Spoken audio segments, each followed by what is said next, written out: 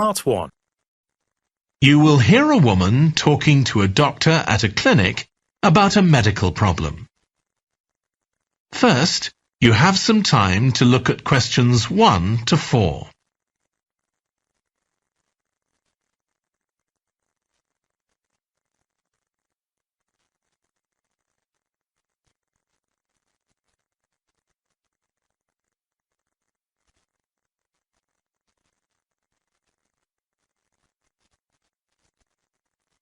Listen carefully and answer questions 1 to 4.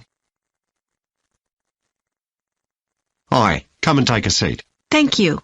My name's Carl Rogers and I'm one of the doctors here at the Total Health Clinic. So I understand this is your first visit to the clinic. Yes, it is. Okay, well I hope you'll be very happy with the service you receive here. So if it's all right with you, I'll take a few details to help me give you the best possible service. Sure. So can I check first of all that we have the correct personal details for you? So your full name is Julie Ann Garcia. That's correct. Perfect. And can I have a contact phone number? It's 219-442-9785. Okay, and then can I just check that we have the correct date of birth? October 10th, 1992. Oh, I actually have 1991. I'll just correct that now. Right, so that's all good. Now I just need a few more personal details. Do you have an occupation, either full-time or part-time?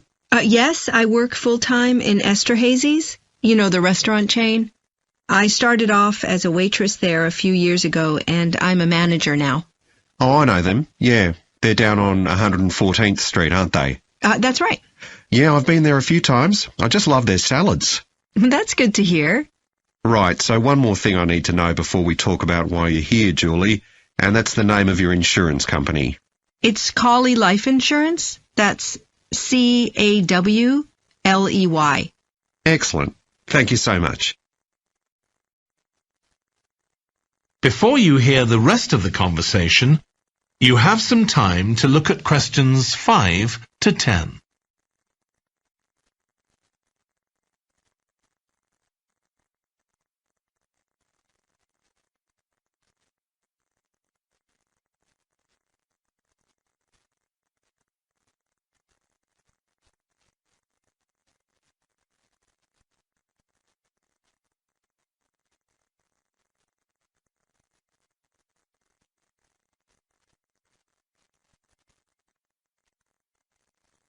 Now listen and answer questions 5 to 10. Now, Julie, let's look at how we can help you. So tell me a little about what brought you here today. Well, I've been getting a pain in my knee, the left one. Not very serious at first, but it's gotten worse, so I thought I ought to see someone about it. That's certainly the right decision. So how long have you been aware of this pain? Is it just a few days, or is it longer than that? Longer. It's been worse for the last couple of days, but it's 3 weeks since I first noticed it. It came on quite gradually, though, so I kind of ignored it at first. And have you taken any medication yourself or treated it in any way? Yeah, I've been taking medication to deal with the pain, Tylenol, and that works okay for a few hours, but I don't like to keep taking it. Okay. And what about heat treatment? Have you tried applying heat at all? No, but I have been using ice on it for the last few days. And does that seem to help the pain at all? A little, yes. Good. Now, you look as if you're quite fit normally. I am, yes. So do you do any sport on a regular basis? Yes, I play a lot of tennis. I belong to a club, so I go there a lot. I'm quite competitive, so I enjoy that side of it as well as the exercise, but I haven't gone since this started. Sure. And do you do any other types of exercise? Yeah, I sometimes do a little swimming, but usually just when I'm on vacation. But normally I go running a few times a week, maybe 3 or 4 times. So your legs are getting quite a pounding, but you haven't had any problems up to now? No, not with my legs. I did have an accident last year when I slipped and hurt my shoulder, but that's better now. Excellent. And do you have any allergies? No, none that I'm aware of. And do you take any medication on a regular basis? Well, I take vitamins, but that's all. I'm generally very healthy. Okay. Well, let's have a closer look and see what might be causing this problem. If you can just get up. That is the end of part 1. You will now have half a minute to check your answers.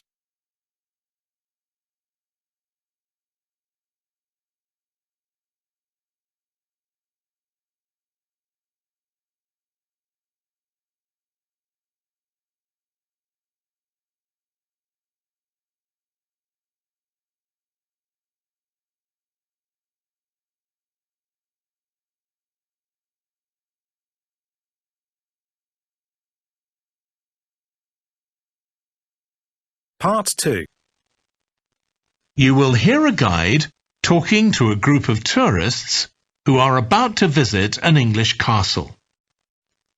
First, you have some time to look at questions 11 to 15.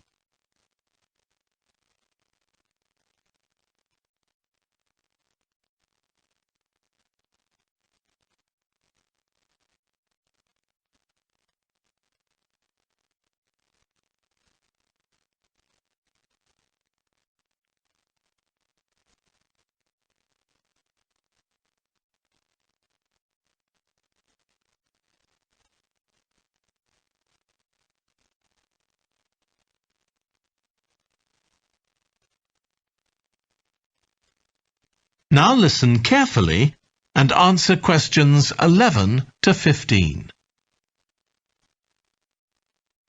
We'll be arriving at Branley Castle in about 5 minutes. But before we get there, I'll give you a little information about the castle and what our visit will include. So, in fact, there's been a castle on this site for over 1100 years. The first building was a fort constructed in 914 AD for defence against Danish invaders by King Alfred the Great's daughter, who ruled England at the time. In the following century, after the Normans conquered England, the land was given to a nobleman called Richard de Vere, and he built a castle there that stayed in the de Vere family for over 400 years. However, when Queen Elizabeth I announced that she was going to visit the castle in 1576, it was beginning to look a bit run down. And it was decided that rather than repair the guest rooms, they'd make a new house for her, out of wood, next to the main hall. She stayed there for 4 nights, and apparently it was very luxurious. But, unfortunately, it was destroyed a few years later by fire. In the 17th century, the castle belonged to the wealthy Fennis family, who enlarged it and made it more comfortable. However, by 1982, the Fennis family could no longer afford to maintain the castle, even though they received government support, and they put it on the market. It was eventually taken over by a company who owned a number of amusement parks. But when we get there, I think you'll see that they've managed to retain the original atmosphere of the castle. When you go inside, you'll find that in the staterooms, there are lifelike moving wax models dressed in costumes of different periods in the past, which even carry on conversations together. As well as that, in every room, there are booklets giving information about what the room was used for and the history of the objects and furniture it contains. The castle park's quite extensive.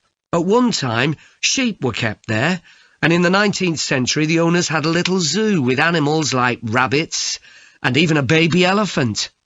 Nowadays the old zoo buildings are used for public displays of paintings and sculpture.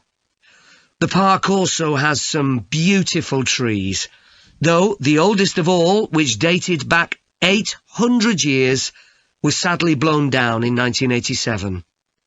Now, you're free to wander around on your own until 4:30, but then, at the end of our visit, we'll all meet together at the bottom of the Great Staircase. We'll then go on to the Long Gallery, where there's a wonderful collection of photographs showing the family who owned the castle 100 years ago having tea and cakes in the conservatory. And we'll then take you to the same place, where afternoon tea will be served to you. Before you hear the rest of the talk, you have some time to look at questions 16 to 20.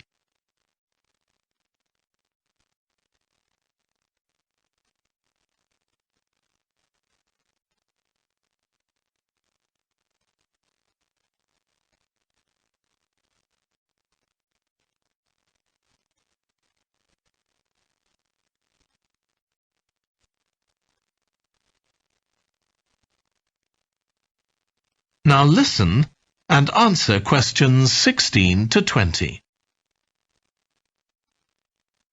Now, if you can take a look at your plans, you'll see Branley Castle has 4 towers joined together by a high wall, with the river on 2 sides. Don't miss seeing the Great Hall.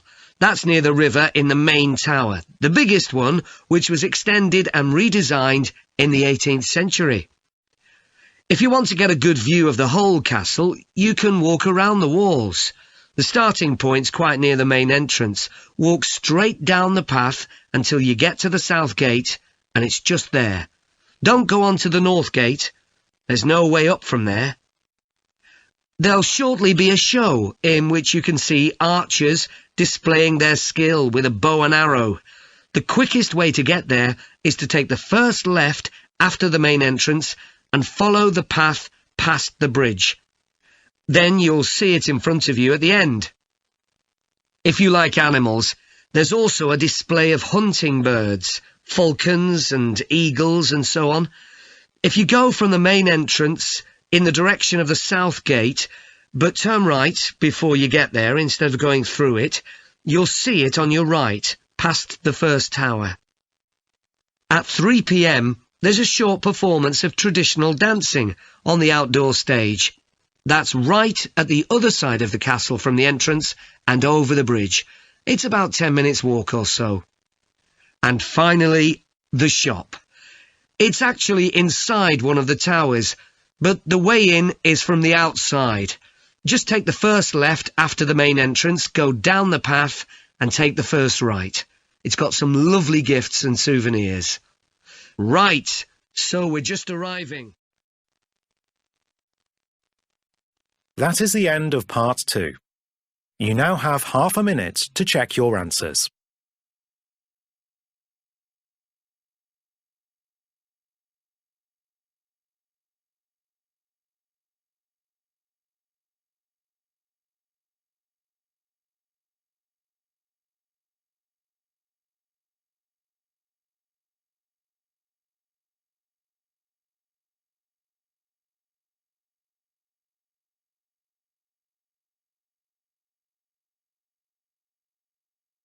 Part 3. You will hear 2 environmental science students, called Rosie and Martin, discussing their presentation on an extinct animal called the woolly mammoth with their tutor. First, you have some time to look at questions 21 to 24.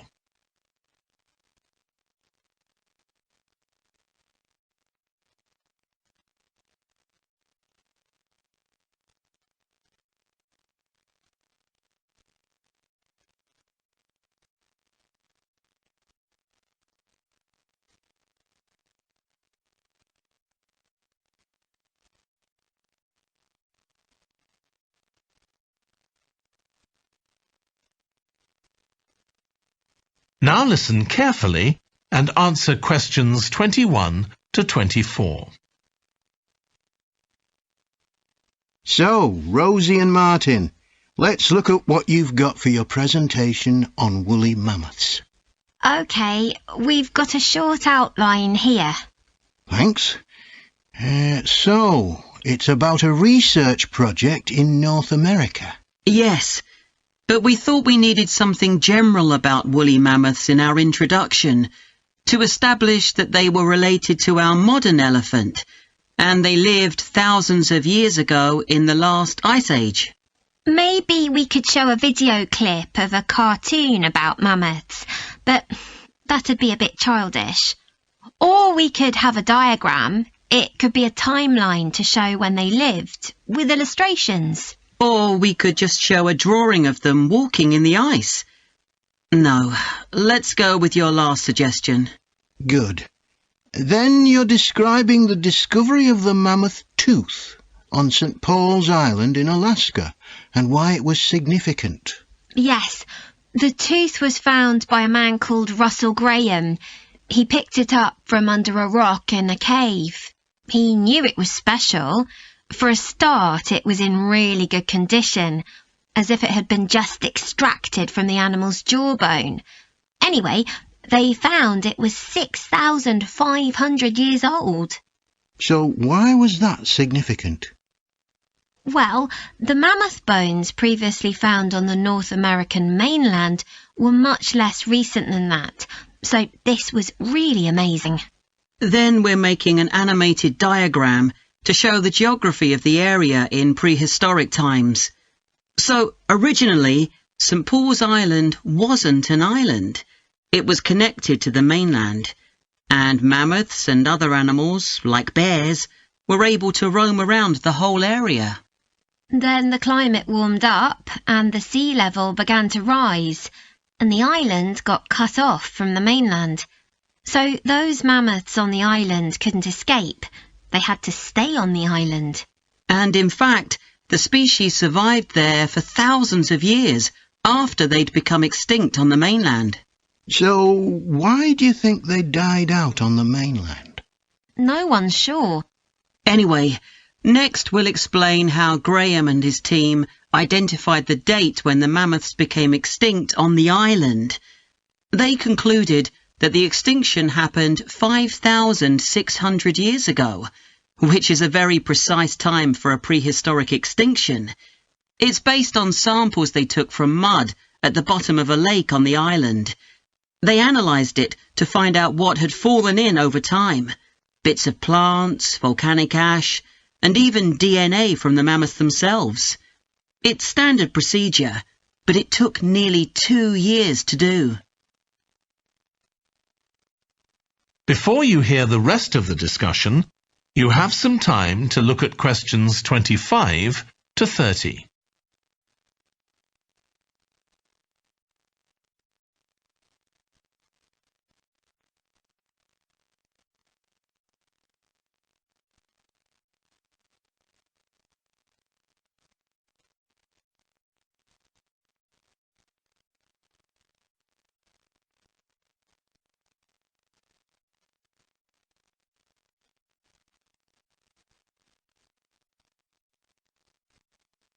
Now listen and answer questions 25 to 30.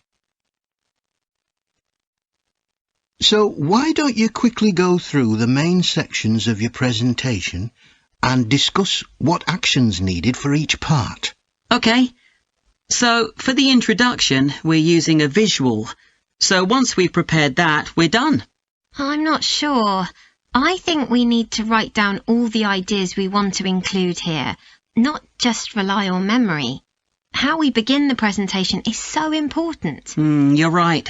The discovery of the mammoth tooth is probably the most dramatic part, but we don't have that much information, only what we got from the online article. I thought maybe we could get in touch with the researcher who led the team and ask him to tell us a bit more. Great idea. What about the section with the initial questions asked by the researchers? We've got a lot on that, but we need to make it interesting. We could ask the audience to suggest some questions about it and then see how many of them we can answer. I don't think it would take too long. Yes, that would add a bit of variety. Then the section on further research carried out on the island, analysing the mud in the lake. I wonder if we've actually got too much information here. Should we cut some? I don't think so, but it's all a bit muddled at present. Yes, maybe it would be better if it followed a chronological pattern. I think so.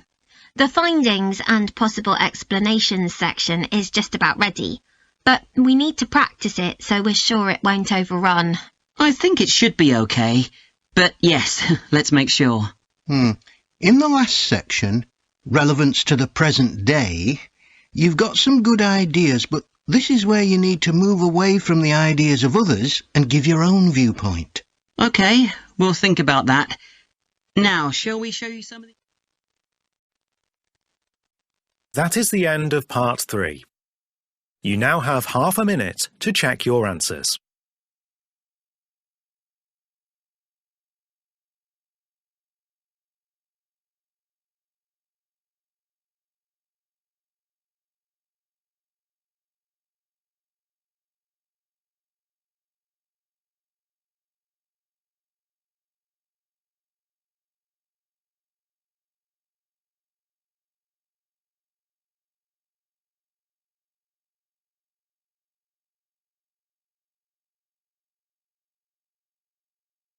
Part 4.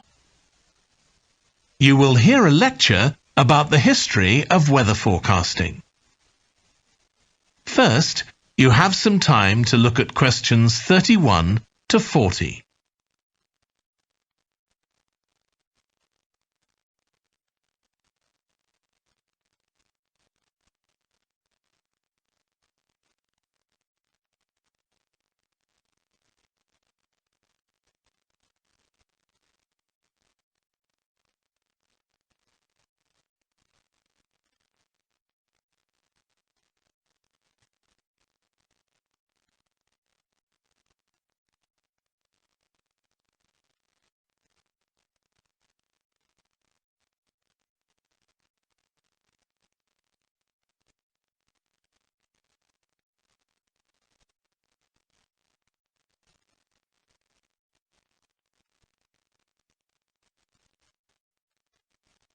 Now listen carefully and answer questions 31 to 40. In this series of lectures about the history of weather forecasting, I'll start by examining its early history. That'll be the subject of today's talk. Okay, so we'll start by going back thousands of years. Most ancient cultures had weather gods, and weather catastrophes, such as floods, played an important role in many creation myths. Generally, weather was attributed to the whims of the gods, as the wide range of weather gods in various cultures shows. For instance, there's the Egyptian sun god Ra, and Thor, the Norse god of thunder and lightning. Many ancient civilizations developed rites such as dances in order to make the weather gods look kindly on them. But the weather was of daily importance. Observing the skies and drawing the correct conclusions from these observations was really important. In fact, their survival depended on it. It isn't known when people first started to observe the skies, but at around 650 BC, the Babylonians produced the first short-range weather forecasts, based on their observations of clouds and other phenomena. The Chinese also recognized weather patterns, and by 300 BC, astronomers had developed a calendar which divided the year into 24 festivals, each associated with a different weather phenomenon. The ancient Greeks were the first to develop a more scientific approach to explaining the weather. The work of the philosopher and scientist Aristotle in the 4th century BC is especially noteworthy, as his ideas held sway for nearly 2,000 years. In 340 BC, he wrote a book in which he attempted to account for the formation of rain, clouds, wind, and storms. He also described celestial phenomena such as halos, that is, bright circles of light around the sun, the moon, and bright stars, and comets. Many of his observations were surprisingly accurate. For example, he believed that heat could cause water to evaporate, but he also jumped to quite a few wrong conclusions, such as that winds are breathed out by the earth. Errors like this were rectified from the Renaissance onwards.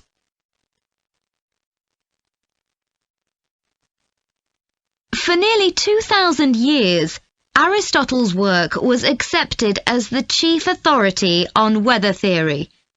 Alongside this, though, in the Middle Ages, weather observations were passed on in the form of proverbs, such as red sky at night, shepherd's delight, red sky in the morning, shepherd's warning. Many of these are based on very good observations and are accurate, as contemporary meteorologists have discovered. For centuries, any attempt to forecast the weather could only be based on personal observations. But in the 15th century, scientists began to see the need for instruments. Until then, the only ones available were weather vanes to determine the wind direction and early versions of rain gauges. One of the first, invented in the 15th century, was a hygrometer, which measured humidity. This was one of many inventions that contributed to the development of weather forecasting. In 1592, the Italian scientist and inventor Galileo developed the world's first thermometer. His student Torricelli later invented the barometer, which allowed people to measure atmospheric pressure.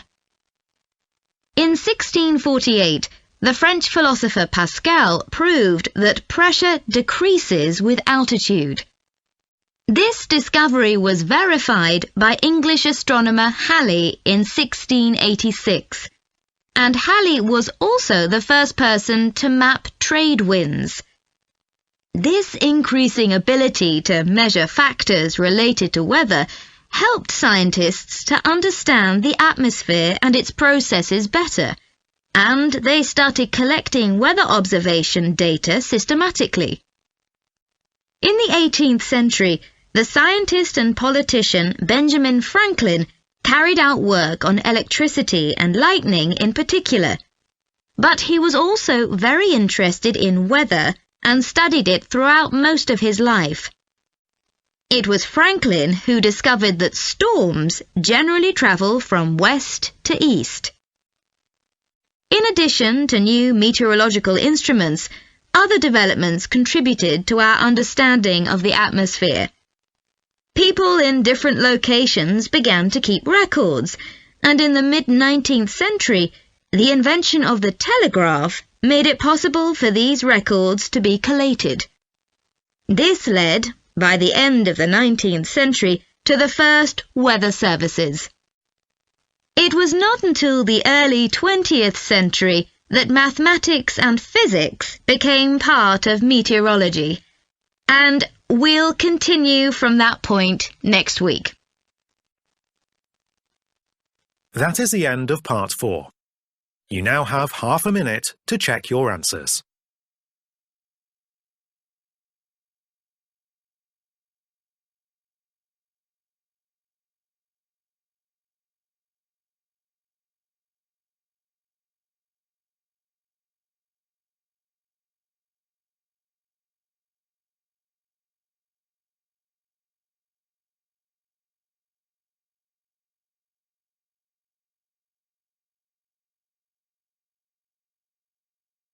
That is the end of the listening test.